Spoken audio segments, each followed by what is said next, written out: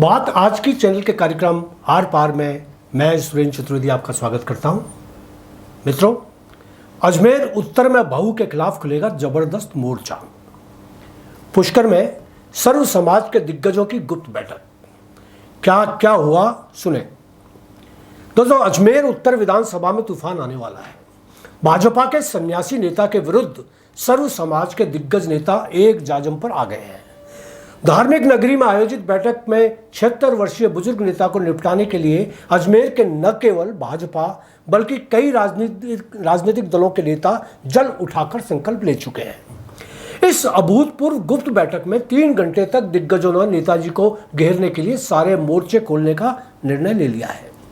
बैठक कितनी गोपनीय थी, इसका अंदाजा इसी बात से लगाया जा सकता है कि बैठक में भाग लेने से पहले सभी नेताओं के मोबाइल जब्त कर लिए गए, मोबाइल स्विच ऑफ करवा दिए गए, किसी को बैठक के बारे में कोई खबर सूचना बाहर नहीं देने की कसम खिलवाई गई।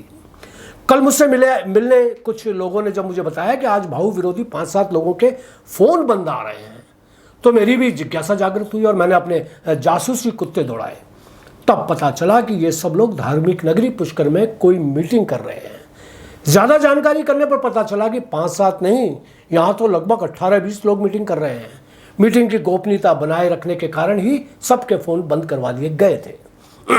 मुझे पता चला कि बैठक में शामिल शहर के लगभग वे सारे नेता मौजूद रहे जो बहू के खिलाफ टिकट चाह रहे थे।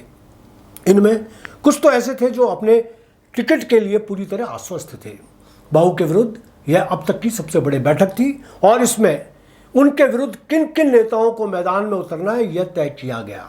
मजेदार बात यह थी कि कांग्रेस के संभावित प्रत्याशी को भी ध्यान में रखकर अग्रिम विचार किया गया। बैठक में वैश्य, ब्राह्मण, राजपूत सभी वर्ग के भाजपा संगठन के पदाधिकारी और कई संस्थाओं के मजबूत लोगों ने भाग लिया। पार्टी में ऊंचे रसूखात रखने वाले और भाऊ विरोधी एक वैश्य और एक ब्राह्मण भाजपा नेता ने बागडोर संभाली। बैठक में शामिल शहर के एक नामी पंडित जी ने अपने फेसबुक पेज पर पोस्ट डालकर साफ साफ लिख दिया कि सर्व समाज अजमेर उत्तर विधानसभा में राजनीतिक परिवर्तन करेगा और जो 20 साल तक पूरे शहर ने सहा वह अब आगे नहीं सहा जाएगा। इस बैठक में 2 संस्थाओं के पदाधिकारी भी शामिल हुए। ये संस्थाएं अजमेर में अपना अलग मुकाम रखती हैं। बैठक में तय किया गया कि किस समाज को प्रभावित करने के लिए कौन सा नेता जिम्मेदारी निभाएगा। बैठक में बहू से नाराज सिंधी नेताओं को भी लामबंद करने का निर्णय लिया गया। मुझे उम्मीद है कि बहुत जल्द ही कुछ लोग सुनियोजित तरीके से बहू को न केवल हराने के लिए मैदान में उतरेंगे बल्कि सर्व समाज के बलबूते पर चुनाव जीतने के लिए कोशिश भी करेंगे। भाजपा के कुछ बेहद संपन्न नेताओं ने इसके लिए अपने नाम आगे बढ़ाए हैं। यदि मैं चाहता तो बैठक में शामिल हर नाम की तफसील से चर्चा कर सकता था, मगर मुझे अचानक 1857 की क्रांति याद आ गई जो समय से पहले होने के कारण फेल हो गई थी।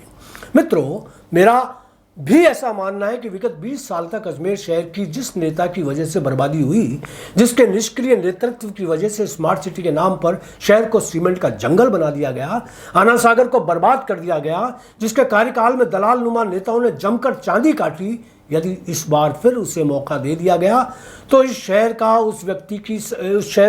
उस व्यक्ति की संज्ञा दी जाएगी जो जिस डाल पर बैठा है उसी को काट रहा है।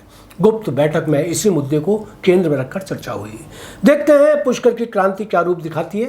बैठक में बढ़ चढ़कर मर्दानगी दिखा रहे नेताओं के असली चेहरे कितने सुनहरे निकल पाते हैं यह देखना होगा। फिलहाल तो भाऊ को इतने सारे विरोधियों को संतुष्ट करना और इस बार चुनाव जीतना आसान नहीं लग रहा। आज इतना ही, कल फिर किसी अलग मुद्दे पर बात करेंगे। धन्यवाद।